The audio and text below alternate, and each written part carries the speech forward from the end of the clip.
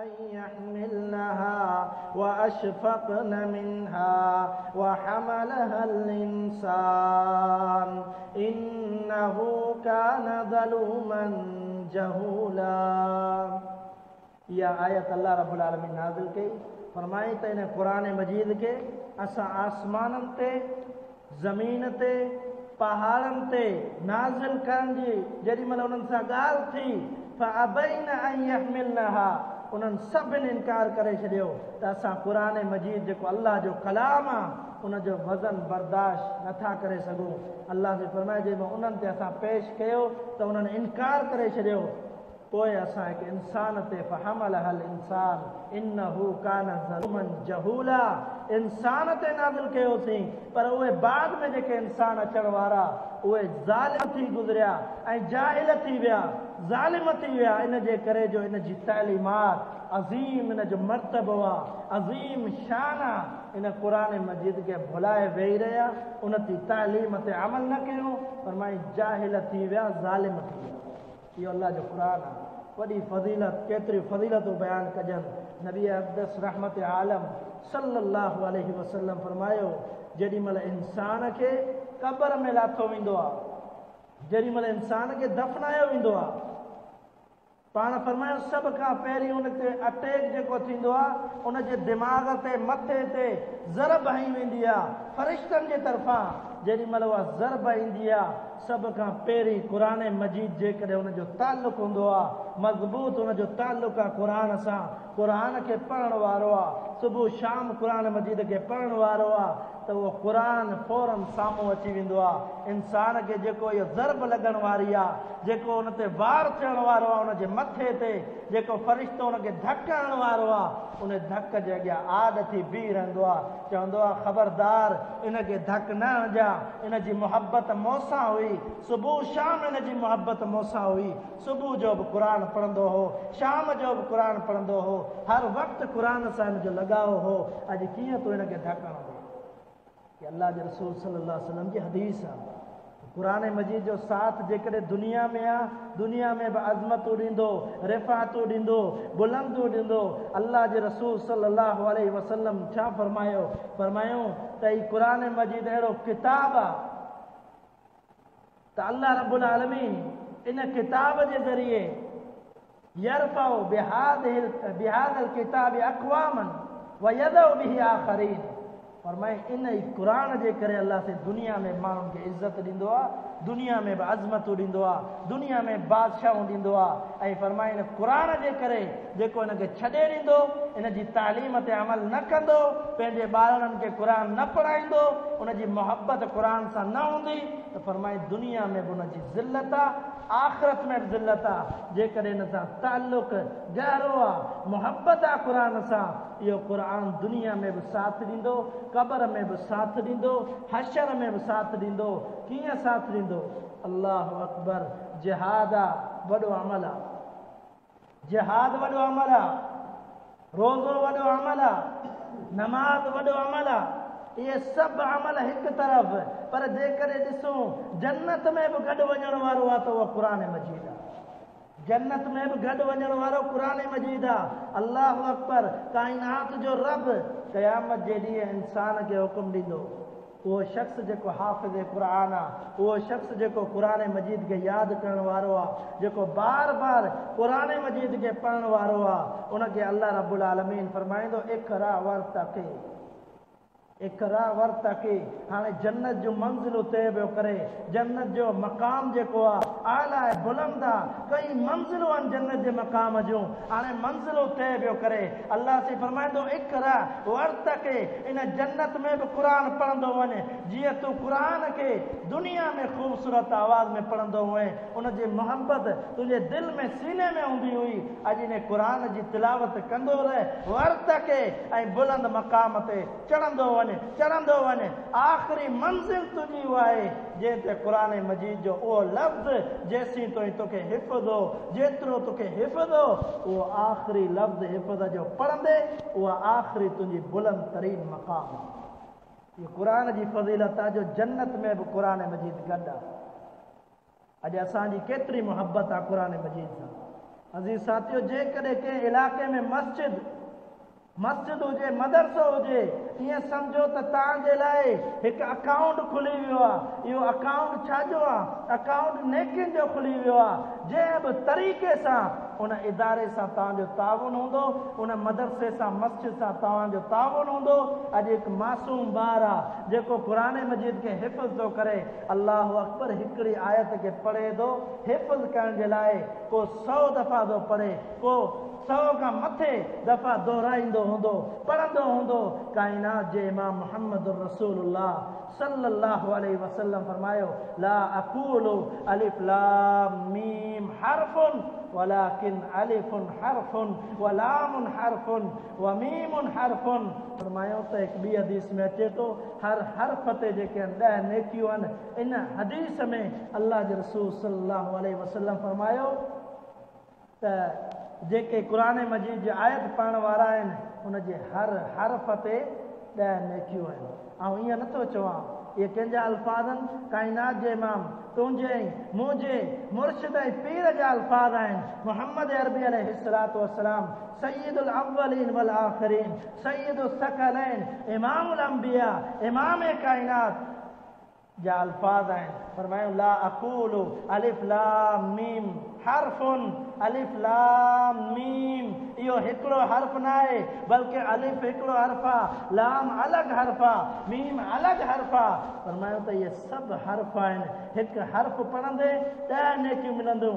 अंदाज़ो लॻायो, हिन क़ुरान मजीद पढ़ण वारे मासूम ॿार जे ज़बान तां जेके बार बार क़ुरान मजीद जो आयतूं पढ़ियूं वेंदियूं, बार बार जेॾी महिल उनजी तिलावत थींदी, सिर्फ़ु हिन मासूम ॿार खे न, इन जे वालिदैन खे बि अजुर मिलंदो, इन जे असातिज़ा खे बि अजुर मिलंदो, मुंतज़िमीन खे बि अजुर मिलंदो। हिन मदरसे खे संभालण वारो को बि मदरसो हुजे, का बि मस्जिद हुजे, उनखे संभालण वारा मुंतज़िमीन, उन्हनि खे बि अजुर मिलंदो। ताउन करण वारनि खे बि अजुर मिलंदो। ईअं न आहे जो हिकिड़े खे 10 जे बराबरि नेकियूं मिलनि ऐं ॿिए उस्ताद खे 10 जे बराबरि न मिलनि, बल्कि जेको ॿारु मासूम पढ़े पियो, उनजे उस्ताद खे उहो ई अजुर मिलंदो जेको मासूम ॿार जो पढ़े। अल्लाह से अकाउंट खोले छॾियो। जेकॾहिं मस्जिद इलाइक़े में ठही वई आहे, ईअं सम्झो असांजे लाइ अकाउंट खुली वियो आहे नेकियुनि जो। उन में नेकियूं जमा कयो। जमा करण जो तरीक़ो छा आहे? पंहिंजे मासूम ॿारनि खे मस्जिद में दाख़िल कयो, क़ुरान मजीद जी तालीम ॾियो। जेकॾहिं तव्हांजा ॿार एतिरा न आहिनि या पंहिंजा ज़ाती ॿार न आहिनि, त पोइ उन मस्जिद सां ताउन कयो। जेके मासूम ॿार क़ुरान मजीद जी तिलावत कनि पिया, तव्हांखे बि उहे नेकियूं मिलनि पियूं जेके हीअ तिलावत करे। नबी अलैहिस्सलातु वस्सलाम फरमायो, मिरमा तैनी हुस्न तैनी। मुंहिंजा सहाबा खे फरमायो त तव्हां मां त कंहिं शख़्स खे फिला मक़ाम ते वञिणो पए, उते उनखे 2 उठ मिलनि। कहिड़ा उठ? जिन जूं 2 कुहानूं हुजनि, पुठी ते उन जूं 2 कुहानूं हुजनि, उहे उठ मिलनि। छा तव्हां मां केरु हासिल करण जे लाइ वेंदो? सहाबा फरमाइनि था, छो न? अल्लाह जे रसूल सल्लल्लाहु अलैहि वसल्लम हर को हासिल कंदो, फ्री में पिया मिलनि। अल्लाह जे रसूल सल्लल्लाहु अलैहि वसल्लम फरमाया, क़ुरान मजीद जूं 2 आयतूं उन्हनि जे बराबरि आहिनि। क़ुरान मजीद जूं 2 आयतूं। अंदाज़ा लगायो, 1 आयत 2 आयत केतिरी वॾी फज़ीलत आहे। अल्लाहु अकबर। काइनात जो इमाम मुहम्मद रसूलुल्लाह सल्लल्लाहु अलैहि वसल्लम पंहिंजे सहाबी सैयदना अब्दुल्ला बिन मसऊद रज़ी अल्लाह ताला अन्हु खे फरमाए तो, अब्दुल्ला कुरान पढ़ा ॿुधण थो चाहियां। अब्दुल्ला बिन मसऊद रज़ी अल्लाह ताला अन्हु फरमाए तो, अल्लाह जा रसूल सल्लल्लाहु अलैहि वसल्लम अलैक उनज़िल, इहो क़ुरान तव्हां ते नाज़िल थियो, तव्हां पढ़ो असां ॿुधूं। पाण फरमायो, अब्दुल्ला मूंखे शौक़ु आहे जो क़ुरान खे आऊं ॿुधां, क़ुरान पढ़ां ॿुधण थो चाहियां। सैयदना अब्दुल्ला बिन मसूद रज़ी अल्लाह ताला अन्हु क़ुरान पढ़णु शुरू कयो आहे। चए थो पढ़ी रहियो आहियां हत्ता के काइनात जो इमाम फरमायो, किफ़ किफ़ या अब्दुल्ला, ए अब्दुल्ला बस कर, काफ़ी तिलावत थी वई। जेॾी महिल चए थो पंहिंजो चहिरो मथे थो खणा, काइनात जे इमाम जो पुर नूर चहिरो ॾिसां थो। नबी अलैहिस्सलातु वस्सलाम जी अखियुनि मुबारक मां जेके लुड़क निकिता आहिनि, उहे जेके ॻोढ़ा आहिनि, फरमाई त पंहिंजी ॾाढ़ी में नबी अलैहिस्सलातु वस्सलाम जी ॾाढ़ी ताईं पहुची विया आहिनि। ॾाढ़ी तर थी वई आहे ॻोढ़नि सां, रोअनि पिया। अल्लाह जे रसूल सल्लल्लाहु अलैहि वसल्लम क़ुरान ॿुधी करे। इहा क़ुर जी अज़मत आहे, इहो क़ुर जो शान आहे। क़ुर सां गॾु, क़ुर जी तिलावत सां गॾु ॿियो बि कहिड़ो अमल आहे जंहिं अमल खे जेकॾहिं कयो वञे त इहे ॿई सिफ़ारिशी हूंदा। क़ुर मजीद बि सिफ़ारिशी हूंदो ऐं रोज़ो बि सिफ़ारिशी हूंदो। क़ुर मजीद मूं अर्ज़ु कयो त क़ुर मजीद दुनिया में बि इज़त ॾिए थो, क़यामत जे ॾींहुं बि इज़त ॾींदो, पर क़यामत जे ॾींहुं उन्हनि जे लाइ इज़त आहे जंहिं शख़्स क़ुर मजीद यादि कयो, उन्हनि जे वालिदैन जेकॾहिं मुवाहिद आहिनि, शरीयत ते हलण वारा, तौहीद ते अमल करण वारा, तौहीद परस्त आहिनि, उन्हनि वालिदैन जे लाइ इहा अज़मत आहे त उन्हनि जे लाइ अल्लाह रब्बुल आलमीन क़यामत जे ॾींहुं उन्हनि जे मथे मुबारक मथे ते ताज रखंदो। उनजी रोशनी केतिरी हूंदी? रोशनी जो अंदाज़ो लॻायो। हदीस में अचे थो उन रोशनी जी एतिरी रोशनी हूंदी जेकॾहिं हिकु सिज ऐं चंड जेको आहे, इहे ॿई रोशन जेके सितारा आहिनि, इन्हनि ॿिन्ही खे हिकु कमरे जे अंदरि बंदि कयो वञे, जेतिरी इन्हनि जी रोशनी हूंदी एतिरे क़दुरु रोशनी हूंदी। उन ताज जी जेको ताज वालिदैन जे मथे ते रखियो वेंदो, इन्हनि वालिदैन जी फज़ीलत बयानु कई वेंदी, ॿुधायो वेंदो। माण्हू पुछंदा इहे छाजे करे रोशन ताज इन्हनि जे मथे ते आहिनि? ॿुधायो वेंदो त इहे उहे वालिदैन आहिनि जिन पंहिंजे ॿारनि खे क़ुर मजीद हिफ़्ज़ करायो, अल्लाह जो कलाम हिफ़्ज़ करायो। अल्लाह जे कलाम हिफ़्ज़ करण खां पोइ इहे ॿार बि बाअमल रहिया, इन क़ुर मजीद खे यादि कंदा रहिया, इन ते अमल कंदा रहिया, ऐं इन जे करे इन्हनि जे वालिदैन खे फज़ीलत मिली आहे जो अॼु इन्हनि जे मथे ते जेको रोशन ताज आहे, ख़ुशी जो आलम आहे उन्हनि जे लाइ, त काइनात पूरी काइनात जी मख़लूक जमा आहे ऐं उन्हनि में सभ खां वधीक जेकॾहिं रोशन ताज आहे त उन्हनि जे मथे ते इहा सरबुलंदी क़यामत जे ॾींहुं मिलंदी उन्हनि खे जिन पंहिंजे बचड़नि खे क़ुर मजीद पढ़ायो, क़ुर मजीद हिफ़्ज़ करायो। मुंहिंजा अज़ीज़ साथियो, क़ुर मजीद जी फज़ीलत अहादीस में अचे थो, पर उन्हनि माण्हुनि जे लाइ वॾी अल्लाह जे रसूल सल्लल्लाहु अलैहि वसल्लम भयानक सज़ा, वॾी ख़तरनाक सज़ा बयानु कई आहे जेके माण्हू क़ुर मजीद पढ़ण खां पोइ उनखे विसारे छॾींदा।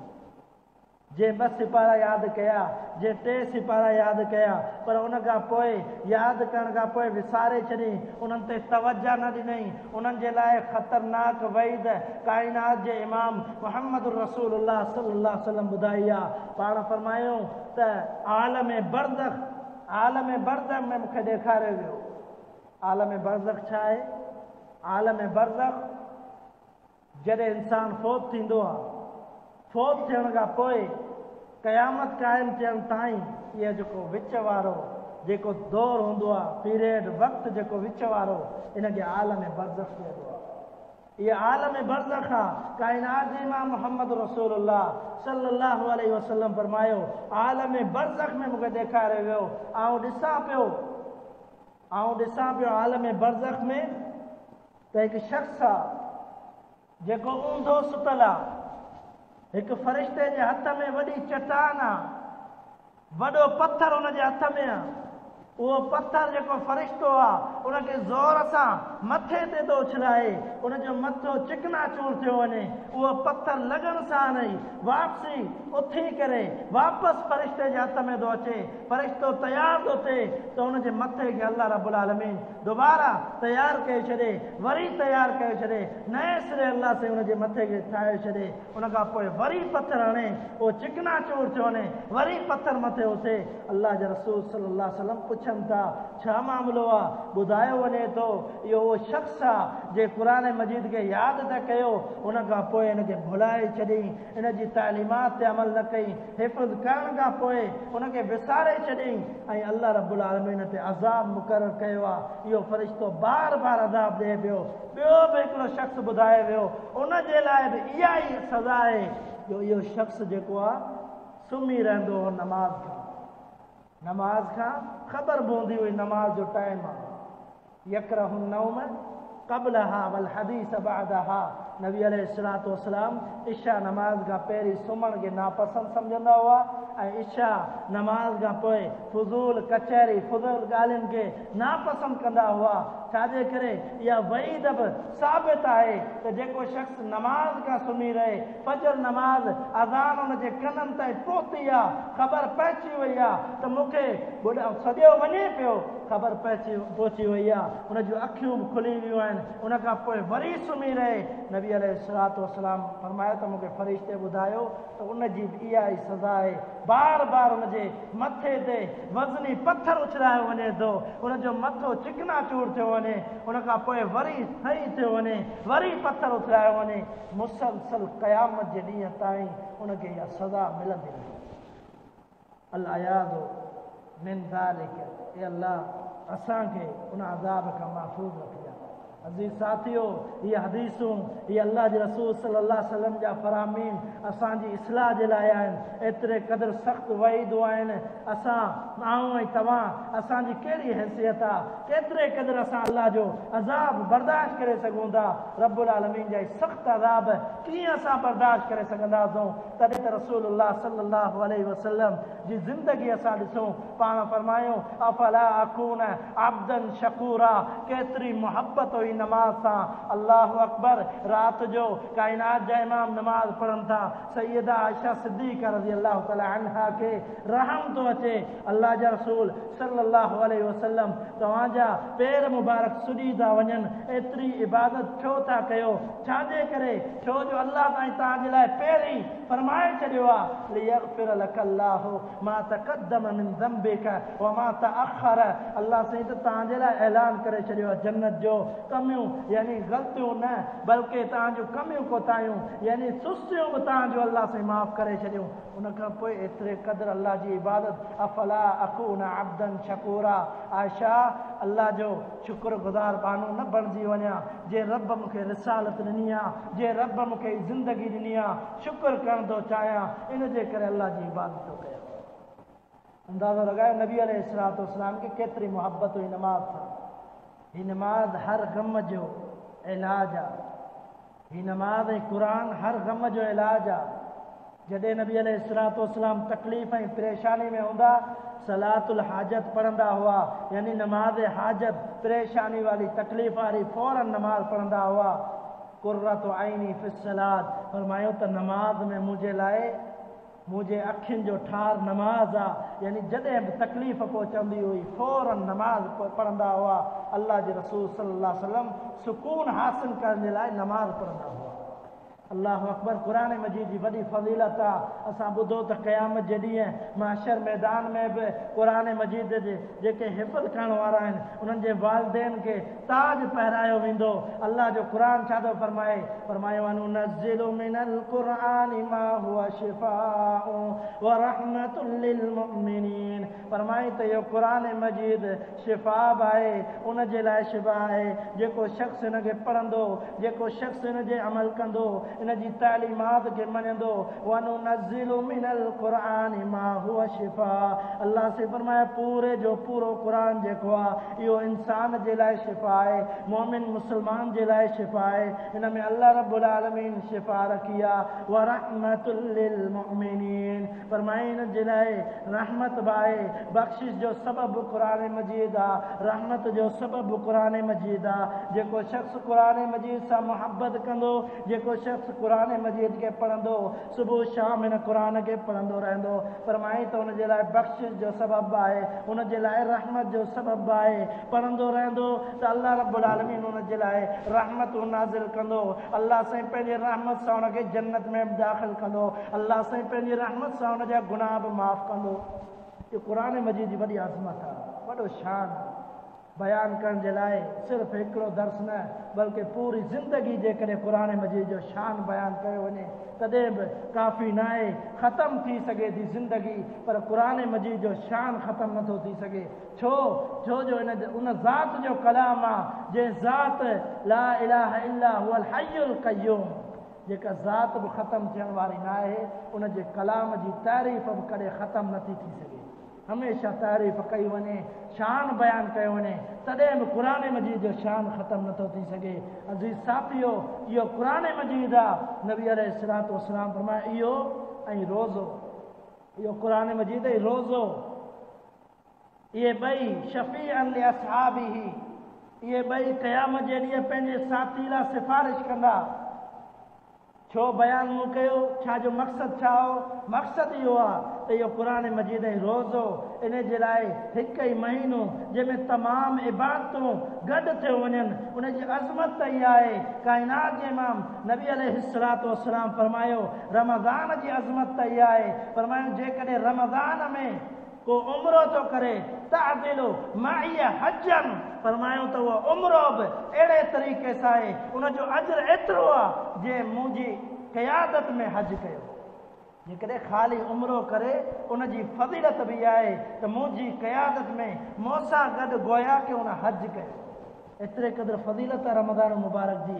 उन रमज़ान में क़ुरान खे कसरत सां पढ़ियो वेंदो आहे, रोज़ा बि रखिया वेंदा आहिनि। रोज़ो ऐं क़ुरान इहे ॿई अहिड़ा अमल आहिनि जेके असांखे जहन्नम खां बचाईंदा, जेके असांखे जन्नत में वठी वेंदा।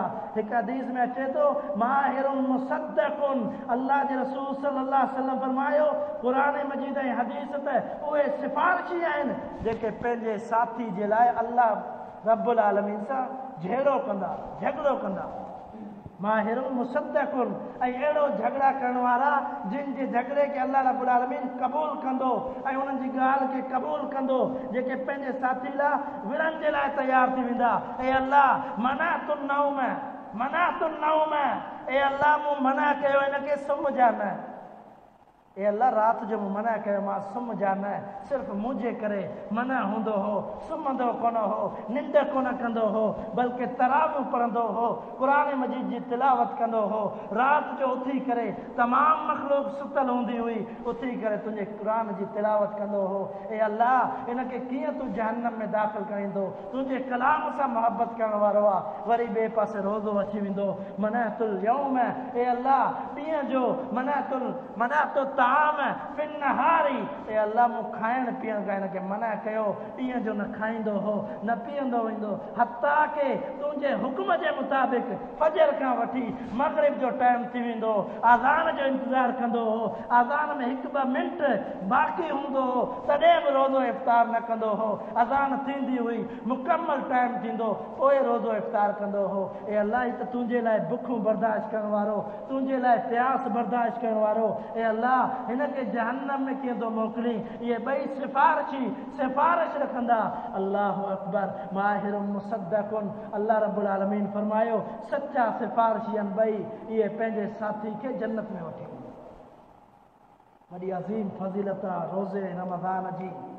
या माशर शबाब मन इस्तता मिनकुम अलबात फलियतज़व्वज, ए नौजवाननि जी जमात, काइनात जे इमाम जो फरमान आहे। इहो कहिड़ी रोज़े जी फज़ीलत आहे? रोज़ो उहो जेको नफ़ली रोज़ो आहे, उनजी फज़ीलत बयानु कई बि वञे। या माशर शबाब मन इस्तता मिनकुम अलबात फलियतज़व्वज फइन्नहु इन लम यस्तति फअलैहि सियामुन फइन्नहु लहु विजाउन। सही मुस्लिम जी हदीस आहे। पाण फरमायो, जंहिंमें ताक़त आहे शादी करण जी शादी करे, जेकॾहिं ताक़त न आहे, रुकावटूं आहिनि, मसाइल आहिनि, त उनखे घुरिजे त रोज़ा रखे। रोज़ा उनखे केतिरे क़दुरु फ़ाइदो ॾींदा, एतिरे क़दुरु फ़ाइदो ॾींदा।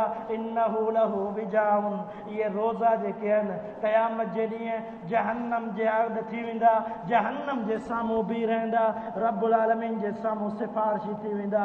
ए अल्लाह हिन रोज़ो रखियो आहे, हिनखे जहन्नम में दाख़िल न कजां। इन त उहो अमल कयो आहे, अस्सौमु ली व अना अजज़ी बिही, जंहिंजे लाइ तो ख़ुदि फरमायो रोज़ो मुंहिंजे लाइ आहे, इन जी जज़ा ऐं पाण ॾींदुसि। अल्लाह इहो दुनिया में रोज़ेदार हो। अल्लाहु अकबर। अॼु काइनात जो मक़ाम छा आहे? अॼु इंसानियत जी हैसियत छा आहे? इहे इंसान अॼु ॾिसूं था मुस्लमान कहिड़े मक़ाम ते पहुची वियो आहे। जेके रोज़ा साबित आहिनि उहे रोज़ा रखण जे लाइ तयारु न आहे, जेके रोज़ा साबित ईंदा आहिनि उहे रोज़ा रखे थो। जेकॾहिं चयो वञे ख़मीस जो रोज़ो रख, जुमे ख़मीस खां पोइ सूमर जो रोज़ो रख, त इन रोज़े रखण जे लाइ तयारु न आहे। जेकॾहिं चयो वञे अय्याम में 20 जा रोज़ा रख, यानी 14, 13, 14, 15, इहो हर महीने अल्लाह जे रसूल सल्लल्लाहु अलैहि वसल्लम रखंदा हुआ, उन जे लाइ तयारु न आहे। जेकॾहिं ॾिठो वञे त बिदअती रोज़ा रखण जे लाइ तयारु आहिनि, पर जेके अल्लाह जे रसूल सल्लल्लाहु अलैहि वसल्लम खां साबित आहिनि उहे रोज़ा रखण जे लाइ तयारु न आहिनि। जेकर ॾिठो वञे त अहिड़े ॾींहंनि में रोज़ा रखनि था जेका बिदअत आहे, सरासर हदीसुनि में साबित न आहे। पोइ महीने में, बल्कि हिन ई महीने में असां ॾिसूं कई माण्हू हिकु ॾींहं जो रोज़ो रखंदा आहिनि, इहो साबित ई न आहे। इन खां पोइ महीने में ॾिसूं त कई माण्हू रोज़ो रखंदा आहिनि, उन ॾींहं जो बि साबित न आहे। जेके रोज़ा साबित आहिनि उहे नथा रखनि, फ़ाइदो उनजो थींदो जेके साबित आहिनि। उहो रोज़ो सिफ़ारिशी थींदो, उहा नमाज़ सिफ़ारिशी थींदी, बल्कि उहा क़ुरान सिफ़ारिशी थींदो जंहिंखे पढ़ियो वञे सुबुह शाम, जंहिंसां मुहबत कई वञे। वमन आरद अन ज़िक्री फ़इन्न लहू मईशतन ज़ंका। अल्लाह से ॿी बि सदा ज़िक्र कई, फरमाई जे क़ुरान खां मुंहुं मोड़ियो उनखे अहिड़ो अज़ाब ॾींदासीं क़यामत जे ॾींहुं, उथण खां पोइ उहो अंधो थी उनखे उथारियो। ॿिए मक़ाम ते फरमाई वमन याशु अन ज़िक्रि रहमान नुक़य्यिद लहू शैताना फहुव लहू क़रीन। फरमाई जे क़ुरान खां मुंहुं मोड़ियो उनखे शैतान जो साथी बणाए छॾींदासीं, उहो हमेशह रुलंदो रहंदो, उहो हमेशह जहन्नम में दाख़िल थींदो क़यामत जे ॾींहुं, हमेशह दुनिया में ज़लील हूंदो। जे क़ुरान सां मोहबत न कई उहो शैतान जो साथी थी वेंदो, दोस्त थी वेंदो। आख़िरी दुआ ज़िक्र करण थो चाहियां, जेका दुआ नबी अलैहिस्सलातु वस्सलाम घुरंदा हुआ, क़ुरान जी दुआ, क़ुरान जे बारे में दुआ घुरंदा हुआ। कहिड़ी दुआ? अल्लाहुम्मा इन्नी असअलुका बिकुल्लि इस्मिन हुवा लका सम्मैत बिही नफ्सका औ अंज़लतहु अहदम मिन खल्क़िका औ इस्तअ्सरत बिही फी इल्मिकल गैब अन तजअलल क़ुरआन रबीअ क़ल्बी व नूर सदरी व ज़हाब हम्मी व जलाअ हुज़्नी। इहा दुआ अल्लाह जे रसूल सल्लल्लाहु अलैहि वसल्लम कसरत सां घुरंदा हुआ। मुसलमान खां पुछो वञे त इहा दुआ यादि करणु घुरिजे। इन दुआ में छा आहे? अजीब दुआ आहे ऐं हैरत अंगेज़ दुआ आहे, वॾी अज़ीम दुआ आहे। अल्लाह जे रसूल सल्लल्लाहु अलैहि वसल्लम छा पिया चवनि? इन जो तर्जुमो छा आहे? अल्लाहुम्मा इन्नी असअलुका बिकुल्लि इस्मिन हुवा लका सम्मैत बिही नफ्सका औ अंज़लतहु फी किताबिका औ अल्लमतहु अहदम मिन खल्क़िका। ए अल्लाह, हर नाले जो तोखे वास्तो थो ॾियां। वास्तो सिर्फ़ अल्लाह जी कलाम, अल्लाह जी सिफ़ात, कलाम अल्लाह जी सिफ़त आहे। यानी वास्तो ॾियणु 3 शयुनि में जाइज़ आहे, उनखां अलावा जाइज़ न आहे। उहो कहिड़ो आहे? नेक साले अमल हुजनि, उन्हनि जो वास्तो ॾिजे त ए अल्लाह मूं हीउ अमल कयो आहे, इन जे करे मुंहिंजी परेशानी दूरि कर। या ॿियो वास्तो कहिड़ो आहे? अल्लाह जा नाला ज़िक्र कजनि, ए अल्लाह तोखे पंहिंजी सिफ़तुनि जो वास्तो आहे, इन जे ज़रिए मूंखे माफ़ फरमा। टियों वास्तो हिकु ई साबित आहे, उहो इहो आहे त कि नेक शख़्स खे दुआ जे लाइ चइजे। अॼु दुआ जो मामिलो असां एॾो आसान करे छॾियो आहे, जेको रस्ते में मिलंदो उनखे चवंदासीं बसि तुंहिंजूं दुआऊं आहिनि, इन जे करे बेड़ा पार आहिनि। अज़ीज़ साथियो, दुआ जो मामिलो बि वॾो अहम आहे। हर कंहिंखे नथो चयो सघिजे त तूं बि दुआ घुर, तूं बि दुआ घुर। जेकॾहिं शरीयत खे ॾिसूं त दुआ जे लाइ कंहिं अज़ीम हस्ती जो जेको आहे अज़ीम हस्ती खे ॻोल्हणो आहे, को नेक नमाज़ी हुजे, को अहिड़ो हुजे जेको मुवाहिद हुजे, को अहिड़ो हुजे जेको शेखुल हदीस हुजे, हदीस जी ॼाण रखण वारो, अल्लाह जो वली हुजे, उनखे दुआ जे लाइ चयो। हर शख़्स खे चवण जी ज़रूरत न आहे। जेॾी महिल को कमु पवंदो आहे, कंहिंसां मिलंदा आहियूं, जेॾी महिल का कामयाबी मिलंदी आहे, उहो शख़्स मिलंदो आहे त उनखे चवंदा आहियूं बसि तुंहिंजूं दुआऊं आहिनि। हालांकि इहो कूड़ बि थी सघे थो, कूड़ बि थी सघे थो। फौरन असां चवंदा आहियूं तुंहिंजूं दुआऊं आहिनि, कहिड़ी ख़बर हुन दुआ कई आहे या न कई आहे। बल्कि इहो वक़्तु उहो आहे जंहिं ते चइजे बसि अल्लाह जो शुक्र आहे, जंहिं अल्लाह मूंखे कामयाबी ॾिनी, फलाह ॾिनी दुनिया में, उन अल्लाह जो शुक्र आहे। उनखां दुआ कंदो रहंदो हुउसि, जंहिं दुआ जे नतीजे में अल्लाह से मूंखे इहा कामयाबी ॾिनी। हर शख़्स जे इहो इख़्तियार न ॾियो त तूं बि दुआ घुर, तूं बि दुआ घुर। बल्कि को शख़्स नेक आहे, तव्हां ॾिसो था ज़ाहिर हुन में तक़वा मौजूदु आहे, उनखे चओ त असांजे लाइ दुआ घुरो, इहो ई बहितर तरीक़ो आहे। अल्लाह जे रसूल सल्लल्लाहु अलैहि वसल्लम वास्तो ॾींदा अल्लाह रब्बुल आलमीन खे तमामु नालनि जो, ए अल्लाह तमामु नालनि जो तोखे वास्तो आहे जेके तुंहिंजियूं सिफ़तूं आहिनि। कहिड़ियूं सिफ़तूं? जेके क़ुरान मजीद में आहिनि, जेके तो पंहिंजे बाने खे सेखारियूं या जेके तो नाज़िल कयूं वही जे ज़रिए, तमामु सिफ़तुनि जो तोखे वास्तो आहे। छाजे लाइ वास्तो आहे? उन जो मक़सदु इहो आहे अन तजअल क़ुरान रबीअ क़ल्बी व नूर सदरी, ए अल्लाह क़ुरान खे मुंहिंजे दिलि जो ठार ठाहे छॾ, दिलि जो नूर ठाहे छॾ, सीने जो नूर ठाहे छॾ, परेशानियुनि खे ख़तमु करण वारो बणाए छॾ। जला हुज़नी, क़ुरान मजीद खे मुंहिंजूं तकलीफ़ूं परे करण वारो बणाए छॾ। वज़हाब हमी, मुंहिंजा ग़म ऐं परेशानियूं इन क़ुरान मजीद जे पढ़ण जे करे ख़तमु करे छॾ। इहा दुआ अल्लाह जे रसूल सल्लल्लाहु अलैहि वसल्लम घुरंदा हुआ। इन में गौर कयूं त असांखे इहा ॻाल्हि मिले थी त इहो क़ुरान हर परेशानी, हर तकलीफ़ जो हल थी सघे थो जेॾी महिल असां इन खे पढ़ूं, इन सां मुहबत रखूं, सुबुह शाम असांजो ताल्लुक़ क़ुरान सां हुजे त इहो क़ुरान दुनिया में, आख़िरत में, क़बर में, हशर में, हर मक़ाम ते असांखे कमु ईंदो ऐं असांजे लाइ इहो सिफ़ारिशी बि हूंदो क़ुरान मजीद त असांखे इहा कसरत सां दुआ घुरणु घुरिजे। हे अल्लाह, ग़म तकलीफ़ जेके बि असांजी ॾुखाइयूं परेशानियूं आहिनि, असां क़ुरान पढ़ूं था, हे अल्लाह क़ुरान मजीद खे असांजे लाइ शिफ़ा बणाए छॾ, असांजी परेशानियुनि जो हल बणाए छॾ। यानी क़ुरान मजीद खे पढ़ूं त असांजी परेशानियूं दूर थी वञनि।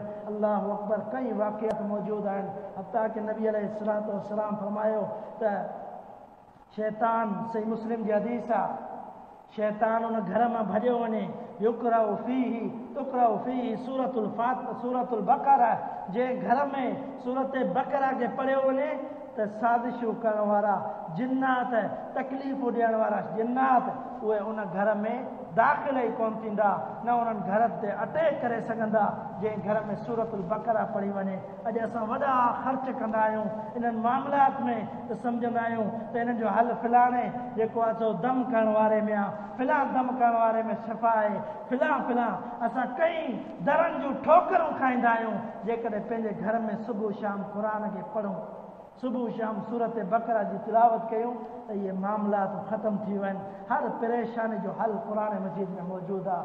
अज़ीज़ साथियो, दुआ कयो त अल्लाह रब्बुल आलमीन असांखे क़ुरान मजीद सां मुहबत अता फ़रमाए। अल्लाह रब्बुल आलमीन क़ुरान मजीद खे असांजे सीने खे मुनव्वर फ़रमाए। क़ुरान मजीद जे ज़रिए अल्लाह रब्बुल आलमीन असांजी ज़िंदगी में क़ुरान मजीद खे दाख़िल करे छॾे। हर वक़्तु असांजी क़ुरान मजीद सां मुहबत हुजणु घुरिजे। रमज़ान मुबारक जो महीनो अचे पियो, पहिरीं असां इहो ज़हन ठाहियूं त असांखे तरावियूं पढ़णियूं आहिनि, क़ुरान मजीद जा ख़तम कढणा आहिनि ऐं क़ुरान मजीद खे बार बार पढ़णो आहे, जंहिंजे हर हर्फ़ जूं 10 नेकियूं आहिनि। पढ़ी करे इंशाअल्लाह असां पंहिंजे गुनाहनि खे बख़्शिराईंदासीं।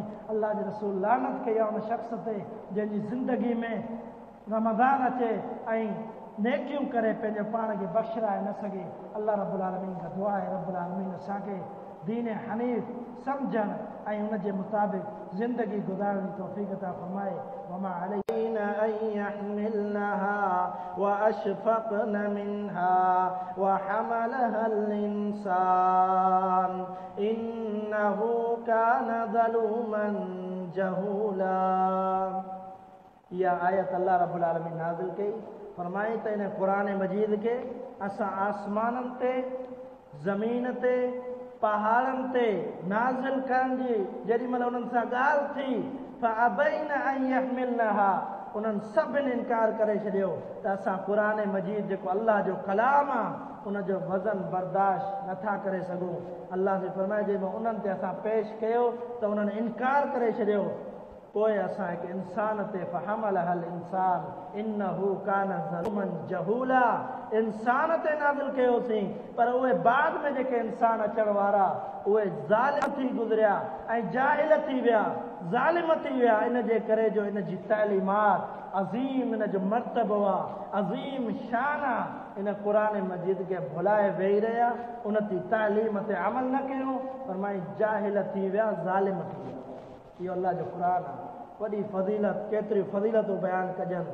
नबी अक़दस रहमत आलम सल्लल्लाहु अलैहि वसल्लम फरमायो जेॾी महिल इंसान खे क़बर में लाथो वेंदो आहे, जेॾी महिल इंसान खे दफ़नायो वेंदो आहे, पाण फरमायो सभ खां पहिरीं उनखे अटैक जेको थींदो आहे उनजे दिमाग़ ते मथे ते ज़रब हई वेंदी आहे फ़रिश्तनि जे तरफ़ां। जेॾी महिल उहा ज़रब ईंदी आहे सभ खां पहिरीं क़ुर मजीद जेकॾहिं हुनजो ताल्लुक़ु हूंदो आहे मज़बूत, हुनजो ताल्लुक़ु आहे क़ुर सां, क़ुर खे पढ़ण वारो आहे, सुबुह शाम क़ुर मजीद खे पढ़ण वारो आहे, त उहो क़ुर फौरन साम्हूं अची वेंदो आहे। इंसान खे जेको इहो ज़रब लॻण वारी आहे, जेको हुन ते वार थियण वारो आहे, हुनजे मथे ते जेको फ़रिश्तो हुनखे धक हणण वारो आहे, उन धक जे अॻियां आड थी बीह रहंदो आहे, चवंदो आहे ख़बरदार इनखे धक न हणजा, इनजी मुहबत मूंसां हुई, सुबुह शाम इनजी मुहबत मूंसां हुई, सुबुह जो बि क़ुर पढ़ंदो हो, शाम जो बि क़ुर पढ़ंदो हो, हर वक़्तु क़ुर सां हिनजो लॻाव हो। अॼु कीअं तूं हिनखे धक हणंदो? अल्लाह जे रसूल सल्लल्लाहु अलैहि वसल्लम जी हदीस आहे। क़ुर मजीद जो साथ जेकॾहिं दुनिया में आहे, दुनिया में बि अज़मतूं ॾींदो, रिफ़ातूं ॾींदो, बुलंदूं ॾींदो। अल्लाह जे रसूल सल्लल्लाहु अलैहि वसल्लम छा फरमायूं त ही क़ुर मजीद अहिड़ो किताब आहे त अल्लाह रब्बुल आलमीन इन किताब जे ज़रिए यरफ़उ बिहादिल किताब अक़वामन व यदउ बिही आख़रीन। फरमाए इन क़ुर जे करे अल्लाह से दुनिया में माण्हुनि खे इज़त ॾींदो आहे, दुनिया में बि अज़मतूं ॾींदो आहे, दुनिया में बादशाहूं ॾींदो आहे। ऐं फरमाए इन क़ुर जे करे जेको हिनखे छॾे ॾींदो, इनजी तालीम ते अमल न कंदो, पंहिंजे ॿारनि खे क़ुर न पढ़ाईंदो, उनजी मुहबत क़ुर सां न हूंदी, त फरमाए दुनिया में बि उनजी ज़िल्लत आहे, आख़िरत में बि ज़िल्लत आहे। जेकॾहिं हिन सां ताल्लुक़ गहरो आहे, मुहबत आहे क़ुर सां, इहो क़ुर दुनिया में बि साथ ॾींदो, क़बर में बि साथ ॾींदो, हशर में बि साथ ॾींदो। कीअं साथ ॾींदो? अल्लाहु अकबर। जिहाद आहे, वॾो अमल आहे, जिहाद वॾो अमल आहे, रोज़ो वॾो अमल आहे, नमाज़ वॾो अमल आहे। इहे सभु अमल हिकु तरफ़, पर जेकॾहिं ॾिसूं जन्नत में बि गॾु वञण वारो आहे त उहो क़ुर मजीद आहे। जन्नत में बि गॾु वञण वारो क़ुर मजीद आहे। अल्लाहु अकबर। काइनात जो रब क़यामत जे ॾींहुं इंसान खे हुकुम ॾींदो, उहो शख़्स जेको हाफ़िज़ क़ुर आहे, उहो शख़्स जेको क़ुर मजीद खे यादि करण वारो आहे, जेको बार बार क़ुर मजीद खे पढ़ण वारो आहे, उनखे अल्लाह रब्बुल आलमीन फरमाईंदो इक़रा वर्तक़ी, इक़रा वर्तक़ी। हाणे जन्नत जो मंज़िलूं तय पियो करे, जन्नत जो मक़ाम जेको आहे आला आहे, बुलंद आहे, कई मंज़िलूं आहिनि जन्नत जे मक़ाम जूं। हाणे मंज़िलूं तय पियो करे, अल्लाह से फरमाईंदो इक़रा वर्तक़ी, इन जन्नत में बि क़ुर पढ़ंदो वञे, जीअं तूं क़ुर खे दुनिया में ख़ूबसूरत आवाज़ में पढ़ंदो वञे, उनजी मुहबत तुंहिंजे दिलि में सीने में हूंदी हुई, अॼु इन क़ुर जी तिलावत कंदो रहे, वर्तक़ी, ऐं बुलंद मक़ाम ते चढ़ंदो वञे, चढ़ंदो वञे। आख़िरी मंज़िल तुंहिंजी उहा आहे जंहिं ते क़ुर मजीद जो उहो लफ़्ज़ जेसीं ताईं तोखे हिफ़्ज़ हो, जेतिरो तोखे हिफ़्ज़ हो, उहो आख़िरी लफ़्ज़ हिफ़्ज़ जो पढ़ंदे उहा आख़िरी तुंहिंजी बुलंद तरीन मक़ाम आहे। इहो क़ुर जी फ़ज़ीलत आहे जो जन्नत में बि क़ुर मजीद गॾु आहे। अॼु असांजी केतिरी मुहबत आहे क़ुर मजीद सां। अज़ीज़ साथियो, जेकॾहिं कंहिं इलाइक़े में मस्जिद हुजे, मदरसो हुजे, ईअं सम्झो त तव्हांजे लाइ हिकु अकाउंट खुली वियो आहे। इहो अकाउंट छाजो आहे? अकाउंट नेकियुनि जो खुली वियो आहे। जंहिं बि तरीक़े सां उन इदारे सां तव्हांजो ताउन हूंदो, उन मदरसे सां, मस्जिद सां तव्हांजो ताउन हूंदो। अॼु हिकु मासूम ॿार आहे जेको क़ुर मजीद खे हिफ़्ज़ थो करे, अल्लाहु अकबर, हिकिड़ी आयत खे पढ़े थो, हिफ़्ज़ करण जे लाइ को 100 दफ़ा थो पढ़े, को 100 खां मथे दफ़ा दोहराईंदो हूंदो, पढ़ंदो हूंदो। काइनात जे इमाम मुहम्मद रसूलुल्लाह सल्लल्लाहु अलैहि वसल्लम फरमायो, ला अक़ूलु अलिफ लाम मीम हर्फुन वलाकिन अलिफुन हर्फुन व लामुन हर्फुन व मीमुन हर्फुन। फरमायो त हिकु ॿी हदीस में अचे थो, हर हर्फ ते जेके 10 नेकियूं आहिनि। इन हदीस में अल्लाह जे रसूल सल्लल्लाहु अलैहि वसल्लम फरमायो त जेके क़ुर मजीद जी आयत पढ़ण वारा आहिनि, उनजे हर हर्फ ते 10 नेकियूं आहिनि। ऐं ईअं नथो चवां, इहे कंहिंजा अल्फाज़ आहिनि? काइनात जे इमाम, तुंहिंजे मुंहिंजे मुर्शिद ऐं पीर जा अल्फाज़ आहिनि। मुहम्मद अरबी अलैहिस्सलातु वस्सलाम, सय्यदुल अव्वलीन वल आखिरीन, सय्यदुस सकलैन, इमामुल अंबिया, इमाम काइनात, जा अल्फाज आहिनि। फरमायो ला अक़ूलु अलिफ लाम मीम हर्फुन, अलिफ लाम मीम इहो हिकिड़ो हर्फ न आहे, बल्कि अलिफ हिकिड़ो हर्फ आहे, लाम अलॻि हर्फ आहे, मीम अलॻि हर्फ आहे। फरमायो त इहे सभु हर्फ आहिनि, हिकु हर्फ पढ़ंदे 10 नेकियूं मिलंदियूं।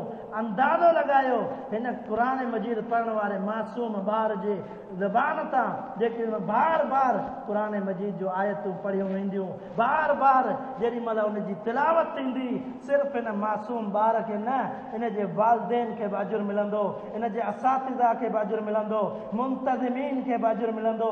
हिन मदरसे खे संभालण वारो को बि मदरसो हुजे, का बि मस्जिद हुजे, उनखे संभालण वारा मुंतज़िमीन उन्हनि खे बि अजुर मिलंदो, ताउन करण वारनि खे बि अजुर मिलंदो। ईअं न आहे जो हिकिड़े खे 10 जे बराबरि नेकियूं मिलनि ऐं ॿिए उस्ताद खे 10 जे बराबरि न मिलनि, बल्कि जेको ॿार मासूम पढ़े पियो उनजे उस्ताद खे उहो ई अजुर मिलंदो जेको मासूम ॿार जो पढ़े। अल्लाह से अकाउंट खोले छॾियो। जेकॾहिं मस्जिद इलाइक़े में ठही वई आहे, ईअं सम्झो असांजे लाइ अकाउंट खुली वियो आहे नेकियुनि जो, उन में नेकियूं जमा कयो। जमा करण जो तरीक़ो छा आहे? पंहिंजे मासूम ॿारनि खे मस्जिद में दाख़िल कयो, क़ुर मजीद जी तालीम ॾियो। जेकॾहिं तव्हांजा ॿार एतिरा न आहिनि या पंहिंजा ज़ाती ॿार न आहिनि त पोइ उन मस्जिद सां ताउन कयो। जेके मासूम ॿार क़ुर मजीद जी तिलावत कनि पिया, तव्हांखे बि उहे नेकियूं मिलनि पियूं जेके हीअ तिलावत करे। नबी अलैहिस्सलातु वस्सलाम फरमायो मिरमा तैनी हुस्न तैनी। मुंहिंजा सहाबा खे फरमायो त तव्हां मां त कंहिं शख़्स खे फिला मक़ाम ते वञिणो पए, उते उनखे 2 उठ मिलनि। कहिड़ा उठ? जिन जूं 2 कुहानूं हुजनि, पुठी ते उन जूं 2 कुहानूं हुजनि, उहे उठ मिलनि। छा तव्हां मां केरु हासिल करण जे लाइ वेंदो? सहाबा फरमाइनि था छो न, अल्लाह जे रसूल सल्लल्लाहु अलैहि वसल्लम हर को हासिल कंदो, फ्री में पिया मिलनि। अल्लाह जे रसूल सल्लल्लाहु अलैहि वसल्लम फरमाया क़ुर मजीद जूं 2 आयतूं उन्हनि जे बराबरि आहिनि। क़ुर मजीद जूं 2 आयतूं, अंदाज़ा लॻायो, 1 आयत 2 आयत केतिरी वॾी फज़ीलत आहे। अल्लाहु अकबर।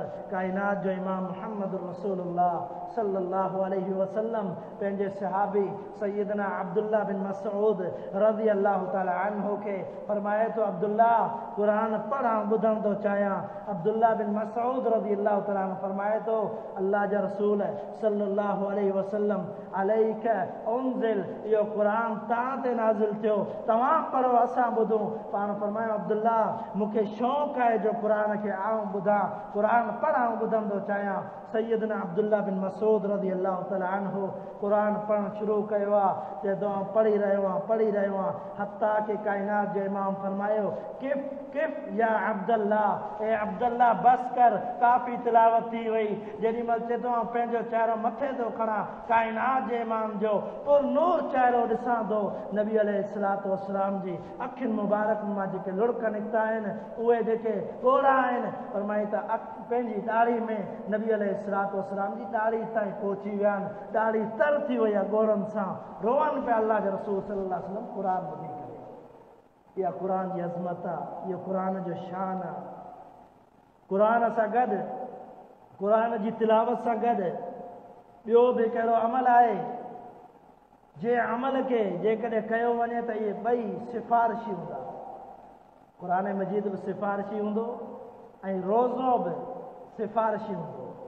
क़ुर मजीद मूं